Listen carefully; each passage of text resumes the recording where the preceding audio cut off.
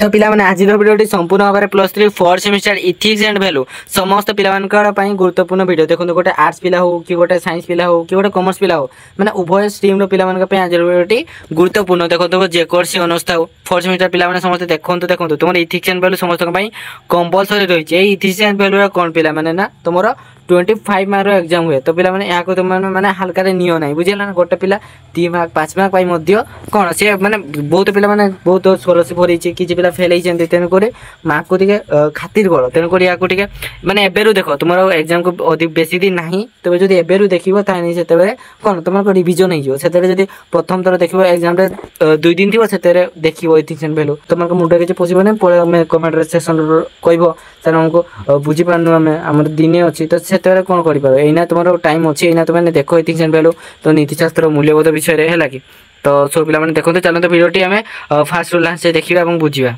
प्रथम आस तुम नीतिशास्त्र मूल्यबोध एटा ethics and value तुम 4 मन रखा तो चलतु पढ़ा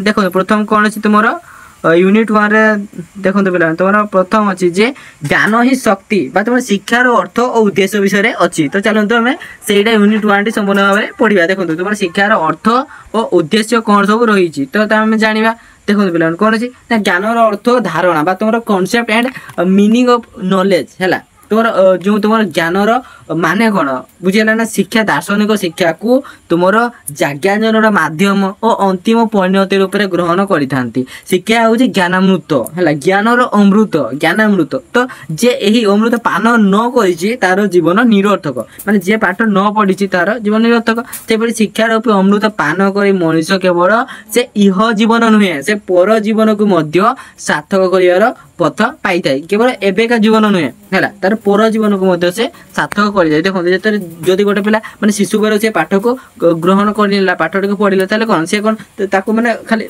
से कौन खाली पिला बेले दरकार कि ना से जिते पर्यंत जिते वृद्ध हो माने वृद्ध होगी से मरिया पर्यंत पाठटी तार काम आसी थाए तो से एनु यथार्थरे कहुए ज्ञान ही शक्ति देखो माने शक्ति रु अधिक ज्ञानर बल अच्छी देखो तुम जब शक्ति थी ज्ञान थी भी तुम युद्ध में जय कर कौन अच्छी ज्ञान ही हूँ जीवन कुसुमित पथ जीवन कौन गोटे भल पथ जोटा कि है ज्ञान से देखा ना ज्ञान बल मानव समस्त दुख दैन और जंजार पक्ष छेदन करें माने बुद्धि बल ना तार बुद्धि थी कौन कले केमी चलो से केबे भी कौन दुख बा दैन से विचलित हम ना केवल जो भौतिक सुखर नुहे से आध्यात्मिक सुखर अधिकारी हो पारे आज जुगे विज्ञान रूपक भौतिक ज्ञान बल मनीष से इंद्रर सुख संबोध पाई पारुछि एवं से कौन करुछि ना मानव आत्मज्ञान और आध्यात्मिक ज्ञान बल आमरत्य और स्वर्गीय सुखर सन्धान पाइबार किसी उदाहरण किसी कम नुहे है कि तुम गीतार श्रीकृष्ण अर्जुन ब्रह्म ज्ञान दान से तुम उपनिषद में मृत्यु विजयी बालक नचिकेतार जमों ठारू ब्रह्म ज्ञान प्राप्तिर आदिर दृष्टान्त आमर शास्त्र पुराण भरपूर हो उठी वास्तविक जड़े ज्ञानी लोक स्थिर अविचलित तुम स्थित प्रज्ञ सामाजिक और संतुलित व्यक्तित्व रूप से समाजर समस्त समस्या मध्य निजर जीवन से तुम नौका को सुंदर भाव में चोराई नहीं था तेणु शिक्षा ही हूँ तुम ज्ञानजनर हुए कौन तुम मूर्तिमत देवी रूप में प्रतिभात होता है शिक्षार साधारण भारतीय शब्द हूँ कौन विद्या शिक्षार भारतीय शब्द हूँ विद्या विद्या हूँ आम संस्कृत बी धातु आसी जार अर्थ हूँ जाना बट टू नॉलेज है कि जहाँ ज्ञान को सूचित करें है कि ज्ञान को प्रदर्शन करें ज्ञान हूँ गोटे व्यक्तिर प्रकृति शक्ति प्रकृत शक्ति बुझेगा ना तेणु विद्या इजगल टू ज्ञान विद्या इजगल टू नॉलेज केतेक सेमती संज्ञा अच्छी जमी तुम भगवत गीतार कौन तुम ज्ञानर संज्ञा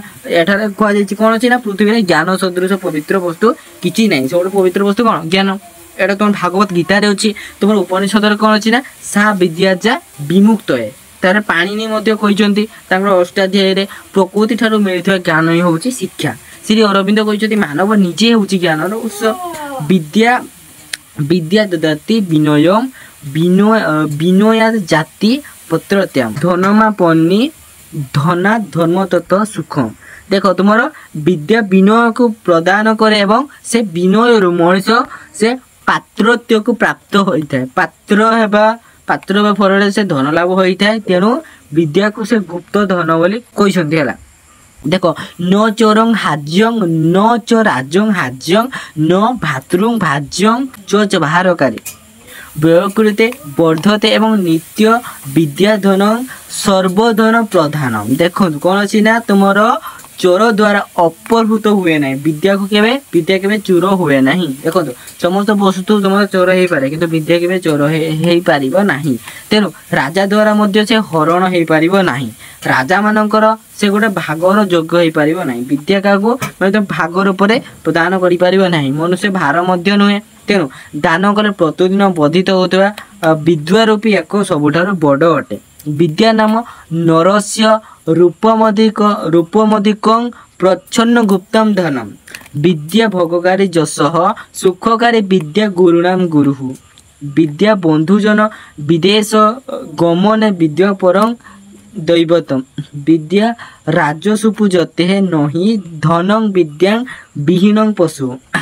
विद्या मनुष्यर सौंदर्य वृद्धिर हुए कि गुप्त धन अटे। देखो विद्या हूँ केवल भोग जस सुख दान करे ता न। विद्या गुरु मानकर अर्थात से गुरु माने गुरु रूप में पूजा पाई थाए। से तुम बंधुजन ठारे एवं विदेश से विद्या केवल देवता अटे। तेणु विद्या राजा ठारे पूजा पाई थाए किंतु धन नुहे। माने कौन से राजा पूजा पाई थाए किंतु ता धन नुहे। तेणु एणु विद्याविहीन मनुष्य पशु तुल्य अटे। जार विद्या नहीं से पशु सहित ये माने कौन पशु सहित सामान बोली कह जाइए। आरिस्टोटल ज्ञान ही हूँ आदर्श दिव्य अमृत गुणावलीर परिप्रकाशक बा प्रतिफलन। फ्रांसिस बेकर कहते ज्ञान ही शक्ति। से तुम चार्ल्स डिकेटस कहते शिक्षार्थी जिते संभव ज्ञान आहरण करने उचित कारण यही तार उज्जवल चरित्र गठन और तार शिक्षा ग्रहण उपर निर्भर करता है। ज्ञान स्वरूप बा वैशिष्ट्य नेचर ऑफ नॉलेज। देखो तुम ज्ञान एक प्रक्रिया। ज्ञान हूँ अंतर्निहित दैव शक्ति प्रक्रिया। ज्ञान एक धारावाहिक प्रक्रिया। ज्ञान एक जीवन व्यापी प्रक्रिया। ज्ञान सर्वदा जटिल। से तुम कौन ज्ञान अंतर्निहित गुण सहित सम्मान। ज्ञान एक सम्मानित प्रक्रिया। तापर कौन अच्छी ज्ञान मूल्यबोध को कौन मूल्यबोध को उद्बोधन कर साहाय्य करते। ज्ञान व्यवहार को परिवर्तन करते। ज्ञान हूँ जीवन। ज्ञान कौन ज्ञान हूँ जीवन। तापर आसला ज्ञान शिशुर सर्वांगीण विकास साहाय्य करते। ज्ञान शिशु को व्यक्तित्व को विकसित करता है। ज्ञान सुस्थ मन सृष्टि करता है। ज्ञान सार्वजनीन वैधता आनी थाए। ज्ञान सुख प्रदान करता है। तापर तुम ज्ञान आत्म श्रृंखला निमंते निर्देश दे थाए। ज्ञान जने उपयुक्त नागरिक गठन करता। ज्ञान एक कला अटे। ज्ञान एक विज्ञान अटे। ज्ञान एक विनय प्रदान करता है।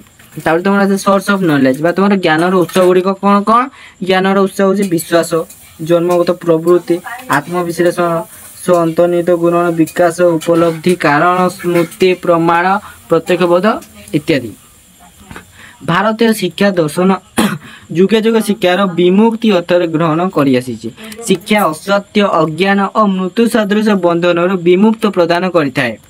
तुम कुप्रवृत्ति कुसंस्कार संकीर्ण मनोभाव अविद्या प्रवृत्ति बंधन द्वारा प्रपीड़ित मानव ज्ञान बा शिक्षा द्वारा निजर उद्धार साधन कर। ज्ञान को मानवर तृतीय नेत्र बोली कहुए। ज्ञान तृतीय मनुष्य नेत्रम समस्त सत्ता विलोदक्षम। ज्ञान हूँ परमार्थक तत्व लाभ करिबार एकमात्र पंथा। तेणु तू भारतीय चिंताधारा को उद्भासित करथिला। उपयुक्त ज्ञान शून्य मानव बद्ध राक्षस सदृश एक जीवनधारी लांगड़ विहीन पशु। शंकराचार्य एवं प्राट मत व्यक्त करथिले अशिक्षित असंगत एवं निकृष्ट लोक मैंने इंद्रियर वशवर्ती हो कार्य कर द्वारा एक श्रृंखलित समाज गठन केबे भी हो पारिबो नाही।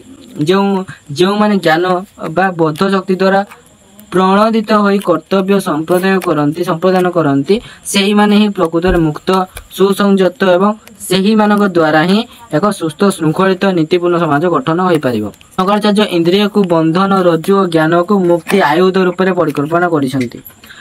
देखो प्रथमतः से भारत में आत्मज्ञान को प्रकृति शिक्षा बोली कहुला कारण यही ज्ञान आत्मा ज्ञान ही हूँ मुक्तिर एकमात्र रास्ता है। तेणु भारतीय दर्शन आम मान को इंद्रियानुभूति संपर्क में ज्ञान देछि जे जार दुखरे विचलित हुआ नहीं एवं जार सुखरे निमंते कौन स्पृहा नहीं से ही हूँ प्रकृत ज्ञानी। शिक्षण और ज्ञान विशेषकर शिशु कैन्द्रिक शिक्षा उपर गुरुत्व देते। सक्रिय शिक्षार्थी को प्राधान्य, शिक्षार्थीर पृष्ठभूमि विकास, शिक्षण पाठ्यक्रम और अभ्यासर सदुपयोग, शिक्षादान निमंते ज्ञान संगठन, शिक्षार अनुभूति परिकल्पना, शिक्षाशास्त्र समीक्षयन, संश्रवण मूल्यबोध योजना उपागम, ज्ञान और बोधगम्यता, मौलिक सामर्थ्य दक्षता, बोधगम्यतार प्रकारभेद व्यवहारिक ज्ञान, ज्ञानर पुनर्सृजनशीलता, शिशुर ज्ञान और स्थानीय ज्ञान, विद्यालय ज्ञान और गोष्ठी समाज केतेक सहानुभूतिक विकास। जातीय पाठ्यक्रम आधार 2005 अनुसार शिक्षण अर्थ विषयगत तथ्य को पिलांकर मन मध्य भर्ती न करी पिलामानकर ज्ञान संरचना करने को सुजोग देवा बोली दर्शा जाइछि। परिवेश सहित क्रिया प्रतिक्रिया, विभिन्न वस्तु और लोकंकर सह विचार विमर्श, अनुशीलन और अनुध्यान द्वारा पिला जो ज्ञान हासिल करिଥାଏ ताही होछि प्रकृत शिक्षण बोली विवेचना करा जाय। एथिरे शिक्षार्थ निष्क्रिय न होई सक्रिय भाव पर्यवेक्षण, परीक्षण और प्रश्न पचारि तथ्य संग्रह करी आलोचना करी और विभिन्न कार्य करी अनेक कथा शिखि थाए। पिला निजर पूर्व अनुभूति, सामाजिक परिस्थिति, दैनन्दिन कार्यकलाप को संपर्कित करी नूतन ज्ञान गठन करिवारे समर्थ होइଥାଏ एवं निज चिंताधारा को तर्जमा करी केउठी ठीक केउठी भूल ता से जानि पारिଥାଏ। पिलाटी पर्यवेक्षण, प्रसंगीकरण, सहयोग, भाव ग्रहण, भिन्न दृष्टि विचार करी विभिन्न दृष्टि आकलन और प्रयोग करने माध्यम नूतन धारणा आविष्कार करता है। उदाहरण स्वरूप जदि पिलाटी मोटरसाइकेल धुआं को देखि पूर्व अनुभूति थिबा बाण फटकार धुआं सहित तुलना करी निजे भिन्न ढंग से भावी बसे और प्रतिक्रिया करे तेबे शिक्षार्थी ज्ञान संरचना करुछि बोली बुझिबाकू पड़िଥାଏ। यार कारण है एठारे पिलांकर पूर्व अनुभूति ज्ञान संरचना साहाय्य करुछि बोली बुझिबाकू पड़िबो। तेनु प्रत्येक पिला निज निज ढंग से ज्ञान संरचना करिथांती, मात्र एठारे मन रखिबाकू हेबो जे शिक्षार्थी जहाँ ठीक धारणा बोली निजे परीक्षा निरीक्षा द्वारा निर्धारित करिथाए ताहा बेले बेले सर्वमति क्रमे ग्रहणी धारणा ठारू भिन्न होई पाई थाए। तो एथिपाई ताहाको भूल बोली कहि दंड देबा बा तिरस्कार करिबा आद्य ठीक नुहे। तो देखो तापर अच्छे जे अवबोध और ज्ञान संरचना निमंते शिक्षण देखो शिक्षण शिक्षादान कार्य पिला पुस्तक केते धारणा मन रखी जाना परिवर्तन पिला विभिन्न कार्य प्रश्न उत्तर पर्यवेक्षण परीक्षण भाव विनिमय ज्ञान द्वंद्व सृष्टि करी दैनंदिन अनुभूति सहित ज्ञान को जोड़िबा माध्यम सहायता प्रदान करिथाए। नूतन धारणा सृष्टि आविष्कार अनुसंधान प्रयोग और अनुशीलन निमंते विद्यालय गुड़िकरे सुजोग सृष्टि करा दरकार। यह फल श्रेणी प्रकोष्ठटी सर्वदा चलचंचल आकर्षणीय हो पार। शिक्षार्थी मस्तिष्क सर्वदा चिंतनयुक्त और शिक्षणप्रद हो पार।